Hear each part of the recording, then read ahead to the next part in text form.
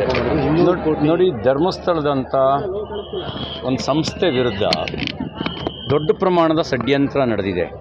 ನಾವು ಆವಾಗಲೂ ಕೂಡ ಹೇಳಿದ್ದೆ ಇದು ಷಡ್ಯಂತ್ರ ಅಂಥೇಳಿ. ನನ್ನ ಮೇಲೆ ಎಲ್ಲರೂ ಮುಗಿಬಿದ್ದಿದ್ರು. ಈಗ ಷಡ್ಯಂತ್ರ ಬಯಲಾಗಿದೆ. ಷಡ್ಯಂತ್ರ ಮಾಡಿರುವವರ ಹುನ್ನಾರ ಹಿಂದೂ ಧಾರ್ಮಿಕ ಶ್ರದ್ಧಾ ಕೇಂದ್ರದ ಬಗ್ಗೆ ಅಪನಂಬಿಕೆ ಹುಟ್ಟಿಸಬೇಕು ಅನ್ನುವಂಥ ಒಂದು ಸಂಚಿನ ಭಾಗವಾಗಿ ಮಾಡಿದ್ದಾರೆ.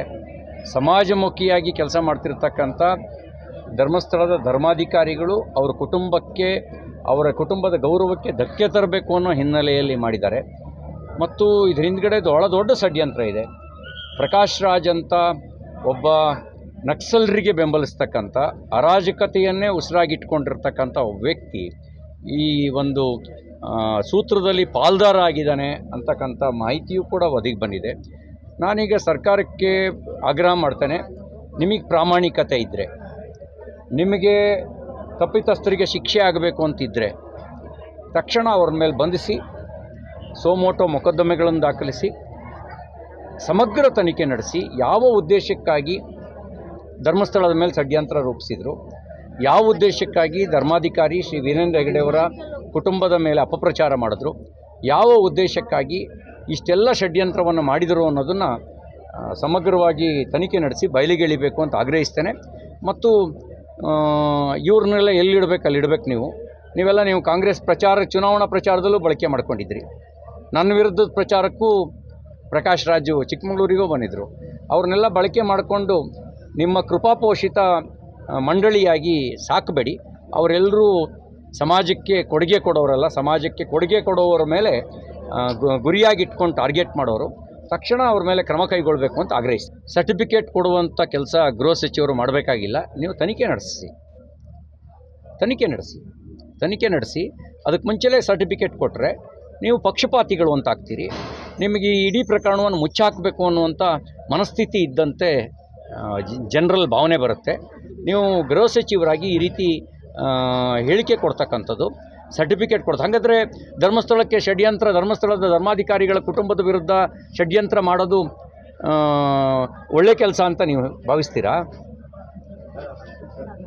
ಕೋಟ್ಯಾಂತರ ಜನರ ಶ್ರದ್ಧಾ ಕೇಂದ್ರಗಳ ಮೇಲೆ ಅಪಪ್ರಚಾರ ಮಾಡೋದು ಒಳ್ಳೆ ಕೆಲಸ ಅಂಥೇಳಿ ಸರ್ಟಿಫಿಕೇಟ್ ಕೊಡ್ತೀರಾ? ಇದು ಕ್ರಿಮಿನಲ್ ಅಲ್ದಲೇ ಇನ್ನೇನಿದು? ಇದು ಘನಂದಾರಿ ಕೆಲಸನಾ ಅಥವಾ ಸಮಾಜಕ್ಕೆ ಗೌರವ ತರೋ ಕೆಲಸನಾ? ಸರ್ಟಿಫಿಕೇಟ್ ಕೊಡಬೇಕಾದ್ರೆ ನೀವು ಗೃಹ ಸಚಿವರು ಅನ್ನೋ ಪ್ರಜ್ಞೆ ಇರಲಿ. ಈಗ ನೀವು ಗೃಹ ಸಚಿವರಾಗಿದ್ದೀರಿ, ನಿಮ್ಮ ಮೇಲೆ ತನಿಖೆ ನಡೆಸುವಂಥ ಜವಾಬ್ದಾರಿ ನಿಮ್ಮ ಮೇಲೆ ಇರುತ್ತೆ. ಅದರ ಬದಲೇ ನೀವೇ ಈ ರೀತಿ ಹೇಳಿಕೆ ಕೊಟ್ಟರೆ ನಿಮ್ಮ ಕೆಳಗಡೆನ ಅಧಿಕಾರಿಗಳು ನಿಮ್ಮ ಮರ್ಜಿಗೆ ತಕ್ಕಂತೆ ನಡ್ಕೊಳ್ತಾರೆ. ನಿಮಗೆ ಖುಷಿಪಡಿಸೋದಕ್ಕೆ ಸತ್ಯವನ್ನು ಮುಚ್ಚಿಡ್ತಾರೆ. ಅದಕ್ಕೆ ನೀವು ಅವಕಾಶ ಕೊಡೋ ರೀತಿಯಲ್ಲಿ ಹೇಳಿಕೆ ಕೊಡೋದು ತಪ್ಪಭಿಪ್ರಾಯ ಮೂಡುತ್ತೆ. ನಿಮ್ಮ ಬಗ್ಗೆನೂ ಕೂಡ ತಪ್ಪಭಿಪ್ರಾಯ ಮೂಡೋದಕ್ಕೆ ಕಾರಣ ಆಗುತ್ತೆ. ನಮ್ಮದು ತಲೆತಲಾಂತರಗಳ ಸಂಬಂಧ ಮತ್ತು ಧರ್ಮಸ್ಥಳದ ಮಧ್ಯೆ ಇರೋದು ಇವತ್ತು ನೆನ್ನೆದಲ್ಲ, ತಲೆಮಾರುಗಳ ಸಂಬಂಧ. ನಮ್ಮ ಹಿರಿಯರು ನಮ್ಮ ಕೈಲಿ ಮುಡುಪು ಹಾಕ್ಸೋರು, ಧರ್ಮಸ್ಥಳದ ಮುಡುಪು ಅಂಥೇಳಿ. ವರ್ಷಕ್ಕೊಂದ್ಸರಿ 2 ವರ್ಷಕ್ಕೊಂದ್ಸರಿ ಧರ್ಮಸ್ಥಳಕ್ಕೆ ಕರ್ಕೊಂಡು ಹೋಗೋರು. ಹೊರನಾಡಿಗೆ ಧರ್ಮಸ್ಥಳಕ್ಕೆ ಕರ್ಕೊಂಡು ಹೋಗುವಂಥ ಪದ್ಧತಿ ಇವತ್ತು ನೆನ್ನೆದಲ್ಲ, ಒಂದು ನಂಬಿಕೆ. ನಾವು ಅಸಹಾಯಕರಾದಾಗ ನಾವು ಮೊರೆ ಹೋಗ್ತಿದ್ದು ಮಂಜುನಾಥ ಸ್ವಾಮಿಗೆ, ಮೊರೆ ಹೋಗ್ತಿದ್ದು ಅಣ್ಣಪ್ಪ ಸ್ವಾಮಿಗೆ, ದೇವರೇ ನೀನು ನೋಡ್ಕೋ ಅಂತ ನಮ್ಮ ಅಸಹಾಯಕತೆ ಬಂದಾಗ ಅದ್ರ ಮೇಲೆ ಒಂದು ಬಲವಾದ ನಂಬಿಕೆ ಇತ್ತು. ಧರ್ಮಾಧಿಕಾರಿಗಳು ಧರ್ಮ ಬೋಧನೆ ಮಾಡೋರು ಮಾತ್ರ ಅಲ್ಲ, ನಡ್ಕೊಳ್ಳೋರಂಗೆ ಎಲ್ರಿಗೂ ನ್ಯಾಯ ಕೊಡೋರು. ಅವ್ರ ಕುಟುಂಬದಿಂದ ತಪ್ಪಾಗ್ಲಿಕ್ಕೆ ಸಾಧ್ಯ ಇಲ್ಲ, ಏನೋ ಷಡ್ಯಂತ್ರ ಇದೆ ಅಂತ ನಮ್ಮ ಒಳ ಮನಸ್ಸು ಹೇಳ್ತಾ ಇತ್ತು. ನನ್ನ ಮನಸ್ಸು ಒಪ್ಕೊಂಡಿರಲಿಲ್ಲ ಅವ್ರ ಮೇಲಿನ ಆರೋಪಗಳನ್ನು. ಆ ಕಾರಣಕ್ಕೇ ಷಡ್ಯಂತ್ರ ಅಂತ ನಾನು ಹೇಳಿದ್ದೆ. ತನಿಖೆ ನಡೆಸಿ ಷಡ್ಯಂತ್ರ ಬಯಲಿಗೆ ಬಂದಿದೆ. ಷಡ್ಯಂತ್ರದ ಆಳ ಅಗಲವನ್ನು ವ್ಯಾಪಕವಾಗಿ ತನಿಖೆ ನಡೆಸಬೇಕು ಅಂದರೆ ನನಗನ್ಸುತ್ತೆ ಗೃಹ ಸಚಿವರ ಹೇಳಿಕೆ ಎಲ್ಲ ಗಮನಿಸಿದ ಮೇಲೆ ಹಾಲಿ ಹೈಕೋರ್ಟ್ ನ್ಯಾಯಾಧೀಶರ ನೇತೃತ್ವದಲ್ಲಿ ಇನ್ನೊಂದು ಆಯಾಮದ ತನಿಖೆ ನಡೆಸಬೇಕು. ಬುರ್ಡೆ ಗ್ಯಾಂಗನ್ನು ಮಾತು ಕೊಟ್ಟು ಕೇಳಿಕೊಂಡು ಒಂದು ಆಯಾಮದ ತನಿಖೆ ನಡೆಸಿದ್ದೀರಿ.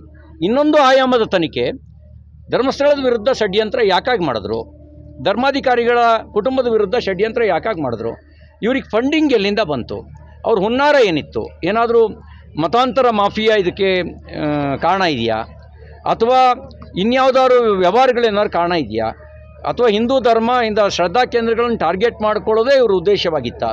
ಇದೆಲ್ಲದರ ಸಮಗ್ರ ತನಿಖೆ ಆಗಬೇಕು ಅಂತ ಹೇಳಿದ್ರೆ ಹಾಲಿ ಸರ್ಕಾರದ ನೇತೃತ್ವದ ಸಮಗ್ರ ತನಿಖೆ ಪರಿಪೂರ್ಣ ನ್ಯಾಯ ಒದಗಿಸೋದಕ್ಕೆ ಸಾಧ್ಯ ಇಲ್ಲ. ಹೈಕೋರ್ಟ್ ಅಥವಾ ಸುಪ್ರೀಂ ಕೋರ್ಟ್ನ ನ್ಯಾಯಾಧೀಶರ ನೇತೃತ್ವದಲ್ಲಿ SIT ತನಿಖೆ ಆಗಲಿ, ಇನ್ನೊಂದು ಮುಖದ ತನಿಖೆ ಆಗಲಿ ಅಂತ ನಾನು ಆಗ್ರಹಿಸ್ತೇನೆ.